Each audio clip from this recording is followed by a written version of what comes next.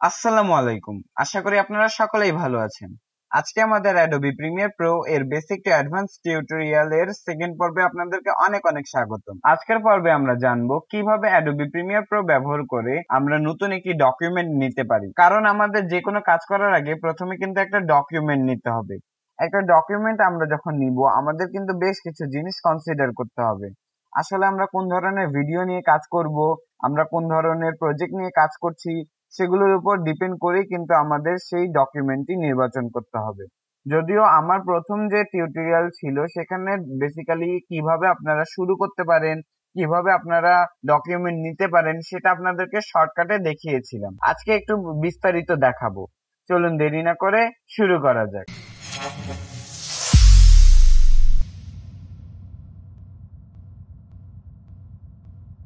প্রথমেই আমরা যদি অ্যাডোবি প্রিমিয়ার প্রোটি ওপেন করি তাহলে আপনাদের সামনে এরকম একটি ব্ল্যাক স্ক্রিন চলে আসবে। এরপর আমরা ফাইলে যাব, ফাইলে যাওয়ার পর নিউ এ যাব, নিউ এ যাওয়ার পর দেখেন এখানে দুটি অপশন আছে, একটি হলো প্রজেক্ট আর একটি হলো টিম প্রজেক্ট। টিম প্রজেক্ট মূলত আমরা যখন অনেকে মিলে ভিডিও এডিটিং এর কাজ করব, অনেক সময় অনেক বড় প্রজেক্ট থাকে, একটা ভিডিওতে মাল্টিপল এডিটরসরা কাজ করে, তো সেক্ষেত্রে টিম প্রজেক্ট দরকার হয়। এবং প্রিমিয়ার প্রোতে আপনি যদি টিম প্রজেক্ট নিয়ে কাজ করতে চান, যখনই আমি ক্লিক করব তখনই কিন্তু একটি ওয়ার্নিং মেসেজ দিবে, this machine must be sign in to Adobe creative cloud to use team project. যখন আপনি টিম প্রজেক্টের জন্য কাজ করতে যাবেন তখন কিন্তু প্রজেক্ট ফাইলগুলো অ্যাডোবি ক্রিয়েটিভ ক্লাউডে আপলোড হয়। এর জন্য আপনাদেরকে অ্যাডোবি প্রিমিয়ার প্রো যে ক্রিয়েটিভ ক্লাউড সেখানে কিন্তু সাইন ইন করতে হবে, এছাড়া টিম প্রজেক্ট নিয়ে কিন্তু কাজ করতে আপনি পারবেন না। তো আমরা যদি ফাইলে যাই, ফাইলে যাওয়ার পর যদি নিউ এ যাই, নিউ এ যাওয়ার পর দেখেন এখানে আরেকটি অপশন রয়েছে, সেটি হলো প্রজেক্ট। যেখানে আমরা ইন্ডিভিজুয়াল যখন কাজ করব তখন সেটিকে সিলেক্ট করে নিব। তাহলে এখানে দেখেন প্রজেক্টে যদি আমরা ক্লিক করি, প্রজেক্টে ক্লিক করার পর কিন্তু আমাদেরকে এখানে প্রজেক্ট নাম সিলেক্ট করে দিতে বলতে। আমি প্রজেক্ট নাম দিলাম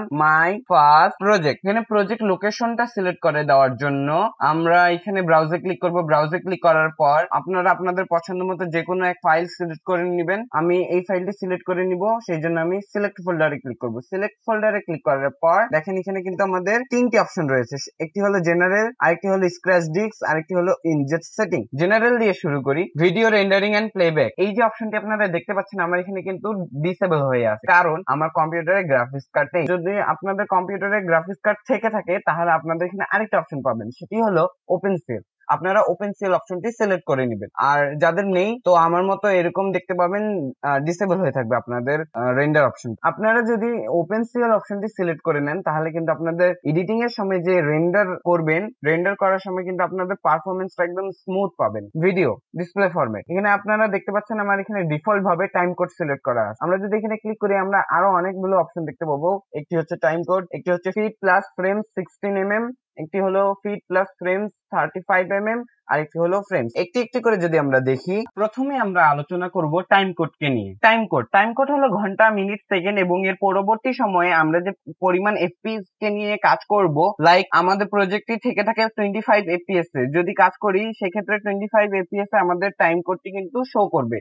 যদি আপনাদেরকে দেখাই এখানে তাহলে আপনারা বুঝতে পারবেন। আপনাদেরকে দেখানোর জন্য আমি কুইকলি একটি ভিডিও ইম্পোর্ট করে নেই। ভিডিও ইম্পোর্ট আপনারা যে কোনো একটি ভিডিও ইম্পোর্ট করতে পারেন। আমি এই ভিডিওটাকে ইম্পোর্ট করলাম, আমি শুধুমাত্র ভিডিওটিকে টাইমলাইন আমাদের ইম্পোর্ট করে নেই। ইম্পোর্ট করার পর দেখেন এখানে কিন্তু 000 দেখতে পাচ্ছেন আপনারা। এখানে ফার্স্টের দুইটা জিরো এটা হচ্ছে ঘন্টা, সেকেন্ড দুইটা জিরো এটা হচ্ছে মিনিট, আর থার্ড দুইটা জিরো এটা হচ্ছে সেকেন্ড, আর ফোর্থ এই দুইটা জিরো হচ্ছে আমাদের ফ্রেম রেট। ওকে, এখন যদি আমরা আমাদের ভিডিওটিকে সিলেক্ট করে যদি শিফট আর রাইট অ্যারো ক্লিক করি তাহলে দেখেন আমাদের কিন্তু 5টা ফ্রেম পর আমাদের ভিডিওটি চলে আসলো। আবার যদি আমি ক্লিক করি তাহলে দেখেন আমাদের কিন্তু 10টা ফ্রেম হলো। এখন যদি আমি এইভাবে করতে থাকি তাহলে আমাদের 30টা ফ্রেম পর কিন্তু 30টা ফ্রেমে আমাদের 1 সেকেন্ড হবে। আবারও যদি আমি 30টা ফ্রেম করি 30টা ফ্রেমে কিন্তু আমাদের 2 সেকেন্ড হবে। এইভাবে যদি আপনারা 25 এফপিএস করতে চান তাহলে আপনাদের 25 এফপিএস পর কিন্তু আপনাদের 1 সেকেন্ড হবে।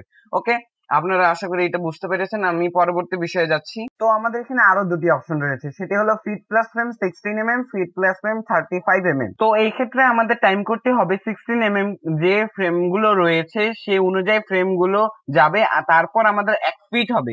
তো এইভাবে টাইম করতে আসবে। যেখানে আমাদের আগেরটি ছিল FPS আগে আসবে, 1 সেকেন্ড পর সময় বাড়বে। কিন্তু এই ক্ষেত্রে যে ফ্রেম রয়েছে সেই ফ্রেম গুলো 16 বা 35 সে অনুযায়ী ইনক্রিজ হবে এবং তার সাথে সাথে সময়টি ফিট আকারে দিবে। যেহেতু আগের দিনে যখন ফিল্ম ক্যামেরা দিয়ে শুট করা হতো এবং সেটির যে ফিল্ম গুলো ছিল সেটি ফিট আকারে মাপা হতো, তো সেই হিসেবে আমাদের টাইম কোডটি শো করবে। তো আমরা টাইম কোড এই অপশনে রাখবো। আর যদি আমরা ফ্রেমে নেই তাহলে আমাদের কোনো কিছুই থাকবে না, শুধুমাত্র আমাদের ফ্রেম গুলো শো করবে। টাইম কোডে নিলে আমাদের কাজগুলো করতে সুবিধা হবে। তো এরপরে রয়েছে অডিও ফরম্যাট। আমাদের যে অডিও ডিসপ্লে ফরম্যাট সেটি আমরা অডিও সিম্পল সিলেক্ট করে রেখেছি, অথবা যদি আপনারা চান সেটি সেকেন্ডেও ডিসপ্লে করতে পারেন, তখন সর্বনিম্ন যে ইউনিট তখন সেটি মিলি সেকেন্ডে শো করবে। এরপরের বিষয় হলো ক্যাপচার ফরম্যাট ডিভি এবং এইচডিভি রয়েছে। তো আপনার কম্পিউটারে যদি ভিডিও ক্যাপচার কার্ড থেকে থাকে সেখানে যদি আপনি এইচডিআই যে ভিডিও সেটি ইম্পোর্ট করার অপশন থেকে থাকে, সেক্ষেত্রে আপনি যে ডিভি রয়েছে সে ফরম্যাটে আপনি ক্যাপচার করতে পারবেন। আর যদি আপনার ক্যাপচার কার্ডে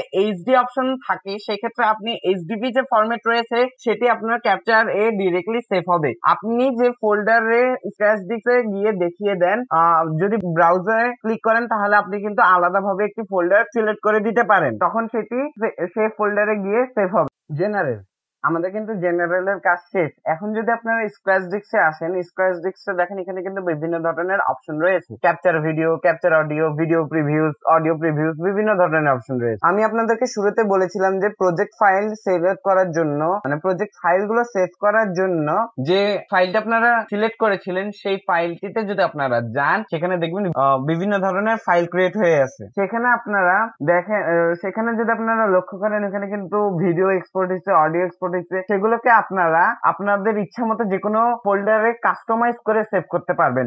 মনে করেন আমি ক্যাপচার ভিডিওটিকে আলাদা একটি ফাইলে সেভ করতে চাই, যদি আমি ব্রাউজার ক্লিক করি তাহলে কিন্তু আমি একটা আলাদা ফাইলে সিলেক্ট করে দিয়ে কিন্তু ওখানে যাই দেখবো যে আমার ভিডিওটি ক্যাপচার হয়েছে। তো এইভাবে কিন্তু আপনারা স্ক্র্যাচ ডিস্কের কাজ করতে পারেন। স্ক্র্যাচ ডিস্কের কাজ কিন্তু আমাদের শেষ। এখন যদি আমরা ইনজেস্ট সেটিং এ যাই, ইনজেস্ট সেটিং হলো এমন এক ধরনের সেটিং, সাপোজ মনে করেন আপনারা 4K কোনো ভিডিও এডিট করতেছেন বাট আপনাদের কম্পিউটার সেটি লোড নিতে পারছে না, তখন আপনাদের ভিডিওটি 720p বা 1080p রেজুলেশনে এডিট করবেন, বাট যখন এক্সপোর্ট করবেন তখন যে অরিজিনাল ভিডিওটি রয়েছে তখন সেই অরিজিনাল ভিডিও 4K ভিডিওটি এক্সপোর্ট হবে। তো আশা করি আপনারা বুঝতে পেরেছেন। তো এই ছিল আজকের ভিডিও। যদি এই ভিডিও থেকে নতুন কিছু শিখে থাকেন তাহলে অবশ্যই ভিডিওতে কি লাইক দিবেন আর কমেন্ট বক্সে আপনার মতামত জানাতে ভুলবেন না। আর হ্যাঁ, যারা এখন আমাদের ফেসবুক গ্রুপে জয়েন হননি তারা এক্ষুনি আমাদের ফেসবুক গ্রুপে জয়েন হয়ে নেন, link in the description below. আমাদের ফেসবুক পেজ, টুইটার ও ইনস্টাগ্রাম অ্যাকাউন্টেরও লিংক ডেসক্রিপশন বক্সে দেওয়া থাকলো। আর সর্বশেষ আমার চ্যানেলকে সাবস্ক্রাইব করুন। So guys, see you in the next video.